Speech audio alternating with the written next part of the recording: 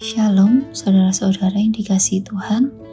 Tema renungan pagi ini berjudul Hak Istimewa Hidup dalam Hadirat Tuhan. Sebenarnya sebagai orang Kristen, kita memiliki hak istimewa, tidak hanya menerima berita adanya Sang Juru Selamat, tetapi kita juga memiliki hak istimewa untuk hidup di dalam hadirat Sang Juru Selamat tersebut, sehingga kita dapat mengenal Dia.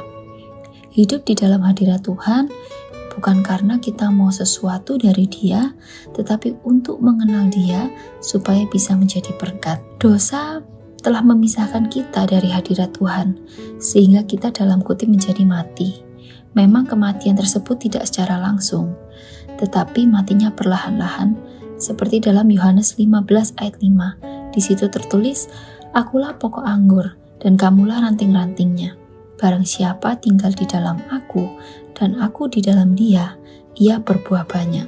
Sebab di luar aku, kamu tidak dapat berbuat apa-apa." Hidup di luar hadirat Tuhan sebenarnya bukan hidup, tetapi hanya bertahan hidup. Hidup di luar hadirat Tuhan, kita akan hidup dengan hati yang kosong, tidak ada damai sejahtera, hidup terasa membosankan, stagnan. Itulah tanda-tanda orang yang hanya bertahan hidup. Tetapi sebaliknya, orang yang hidup dalam hadirat Tuhan, hidupnya penuh dengan damai sejahtera, penuh sukacita, dan punya kemauan yang kuat untuk memberkati banyak orang dengan potensi, kemampuan, produktivitas, bahkan bisa menjadi sumber inspirasi bagi orang lain. Oleh karena itu, langkah pertama apa yang harus kita lakukan supaya kita bisa hidup di dalam hadirat Tuhan? Yaitu yang pertama adalah mendengarkan firman Tuhan.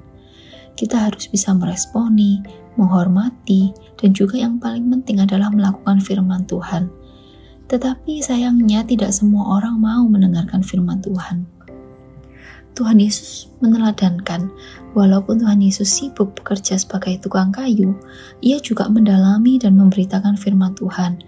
Begitu juga dengan rasul-rasul yang lain. Contohnya Rasul Paulus yang berjualan tenda juga meneladankan demikian.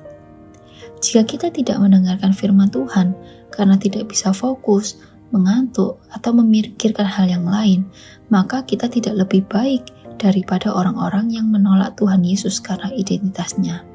Jika kita demikian, maka kita adalah bagian dari sejarah kemunduran kekristenan. Sebenarnya tantangan terbesar dalam pertumbuhan iman itu bukanlah godaan iblis, tetapi mendengarkan.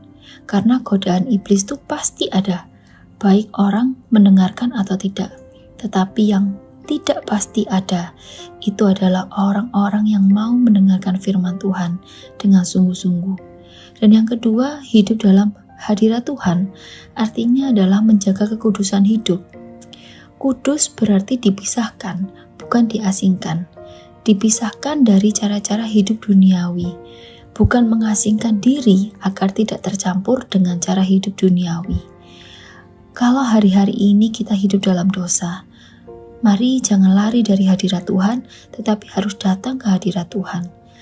Karena dengan datang ke hadirat Tuhan untuk memohon pengampunan, maka kita akan dibenarkan oleh Sang Benar. Dan yang terakhir, hidup dalam hadirat Tuhan artinya hidup di dalam kasih. 1 Yohanes 4 ayat 8 mengatakan, "Barang siapa tidak mengasihi, ia tidak mengenal Allah, sebab Allah adalah kasih." Hidup dalam kasih itu tidak menjerumuskan orang ke dalam dosa atau tidak hidup dalam dosa dengan orang lain. Jika ada orang yang membawa kita hidup dalam dosa, maka sebenarnya orang itu tidak mengasihi kita. Dan hidup di dalam kasih itu artinya juga hidup dalam kasih dengan semua orang, termasuk orang yang tidak kita sukai atau musuh-musuh kita. Tidak cukup hanya mengampuni orang lain, tetapi harus ada tindakan aktif seperti mengasihi, berdoa, meminta dan menjadi berkat bagi orang lain. Jika kita mau hidup di dalam hadirat Tuhan atau di luar hadirat Tuhan, itu adalah pilihan.